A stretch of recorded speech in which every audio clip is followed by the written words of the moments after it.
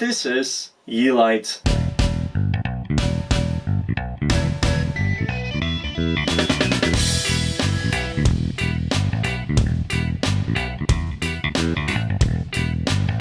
Hi, I'm Matt and this is NotEnoughTECH. In my hands you see Sonoff R3 devices, and you have to trust me when I say this is Sonoff RF and this is Sonoff Basic, mostly because they look identical and I've made some markings so I would differentiate them myself. Now this is the remote and it supports up to 4 different buttons. It has a protective shell and it's really nice actually. I really like it. So I'm here to talk Sonoff R3 DIY mode and why does it suck. Oh boy, that's a long topic. First of all, internet is somehow impressed. Why? Because you can flash Tasmota on it or you can flash AFE on it without connecting wires, and that's a whole wrong reason if you're asking me.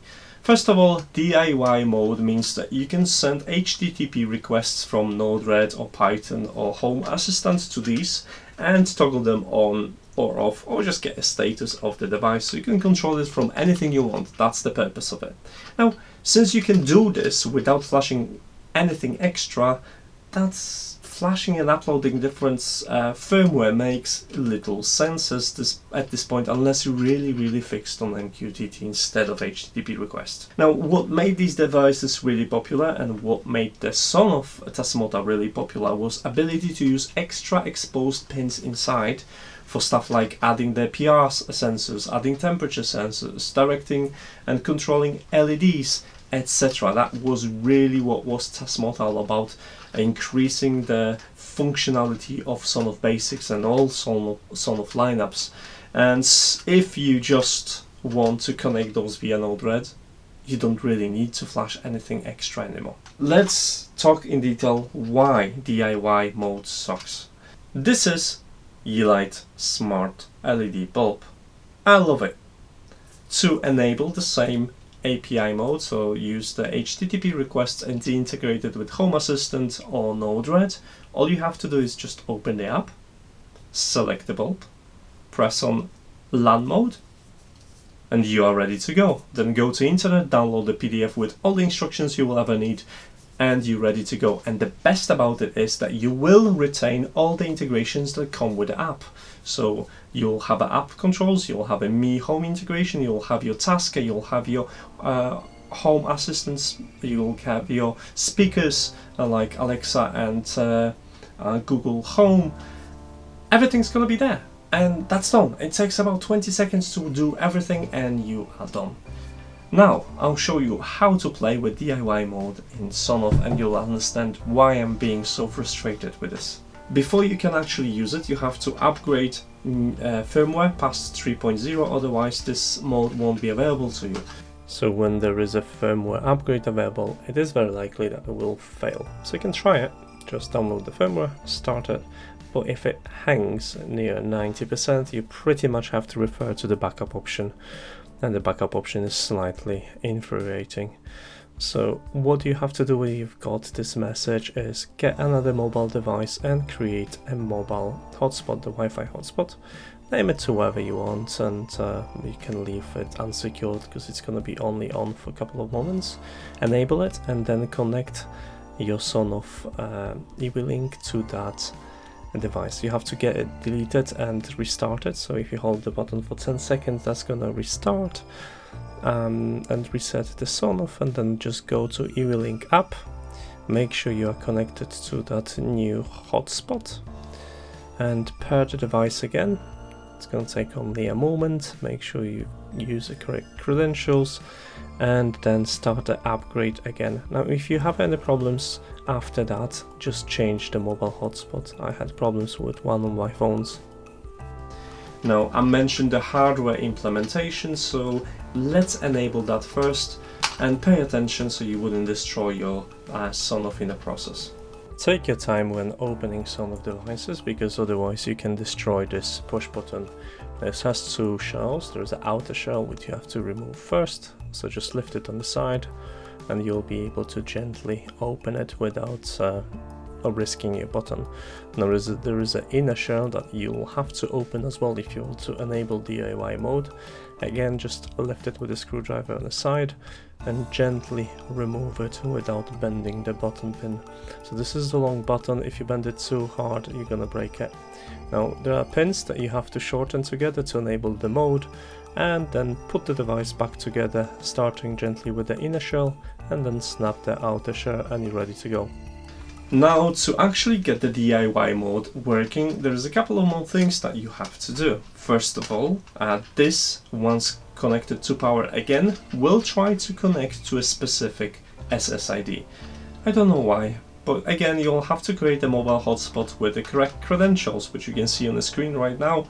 And once that's connected, you'll be able to connect your Sonoff device to that hotspot. Then you'll need a PC. Because you're gonna have to download a special tool to interact with those Sonoff devices. So you have to go into your computer, Windows computer, download the tool, connect to the same hotspot, and then you can change the SSID of this device, which is, again, why this is so difficult. Now, once this is back on your network, you can actually start playing with it, and you can open your Node-RED to interact with a HTTP requests. But there is a catch. The reason why I really don't like the DIY mode, it's not because it was hard to set up. It's not because I would be able to actually solder the couple of wires and flash it the old traditional way quicker. It was the fact that by doing so, you disable this device from eWeLink app. And you might be thinking, yeah, that's cool because, you know, I won't be sending my data to China or whatever. But you're losing the integration for your smart speakers. You're using all the integrations for IFTTT as well.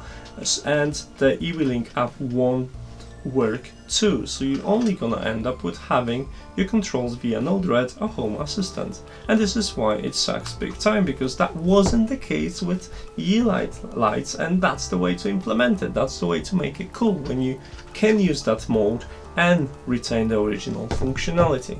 So this is the main reason why I'm really disappointed, but I'm here also to show you how to use that DIY mode, should you want to use it. So let's open the Node-RED and I'll show you how to control your devices, because the previous iterations of the documentation were dreadful, and I was using Wireshark to actually figure out how to control these. Now thankfully the documentation has been updated a couple of days ago, and that's no longer the case. Actually, it's readable and you can figure out from the documentation alone how to do it. So this is section of the documentation you should pay attention to. It's been redone, so now it's somehow useful. And to complete your URL, there's gonna be following information. Obviously, you've got your HTTP part, you need IP for the Sonoff, you need the port number, and you need the path. Now the port number is here finally listed, it wasn't listed before, so it's 8081, and the path is gonna be listed each time for different message types. So if you want to change the status, you're gonna use this one. If you just want to change the power on state, you're gonna use this one, etc. So you can look it up, it's on my website as well in a more logical sense, so you can take a look in here or on my website. But let's jump into Node-RED and I'll show you how I did it. So in the Node-RED section, there's a couple of things I did. First, I've done a setup, so it would be easy to control the device itself. All you have to do, because we're gonna need device ID, just device ID in the topic field and current IP in the payload. Now those values are gonna be saved as a flow variables. So what I'm doing is assigning them as a variable, split it into JSON file when one is a device, so Sonoff IP and Sonoff ID, and then set it as a flow variable. Now, since I've got these messages stored, then what I'm going to do, I'm going to recall them in this node and compose that URL. So I'm gonna get that IP from here, and I'm gonna get that ID from that variable as well. And the message URL is basically composing it, so I'm gonna get IP, then the port number 8081, and then that very unique end of the HTTP request, which comes from the input node, which I'm going to explain in a second.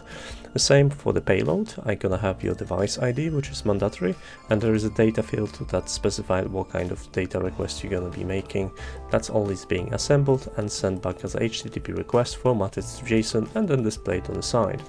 So when I want to check for my status, I'm just sending that to 0conf/info, and I'm sending an empty to get a status. So let's try it out. As you can see, this is the status, and in the data you'll see the switch is off, and the startup behavior is on. The inching is off, even though that the inching is set to 2 seconds and it's connected to SSID Slow Frog. Now if I turn the switch on, I'm gonna get a confirmation. The confirmation says there's no errors, so when I run the status again, you'll see that things has changed and this switch is on, so that shows you that this is working.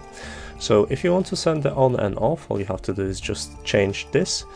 Usually that 0conf is going to be just in front for every single command, and that part's going to change. So for switching it on and on, you go on and off, you got switch, and then you submit that kind of payload. Now for off, obviously you're just gonna change here the value. If you want to change the startup behavior, there are 3 startup behaviors. You can have on after power on, you can have off, or you can retain the previous state. And you can do it by either supplying here to 0conf startup, you can supply on, off, or stay. So those are 3 options that you can use in this value. Now if you want to know inching means that if you require your Sonoff to be on for a couple of seconds, so for example you want to press the button, the Sonoff will go on for a second or 2 and then automatically you will return to off position.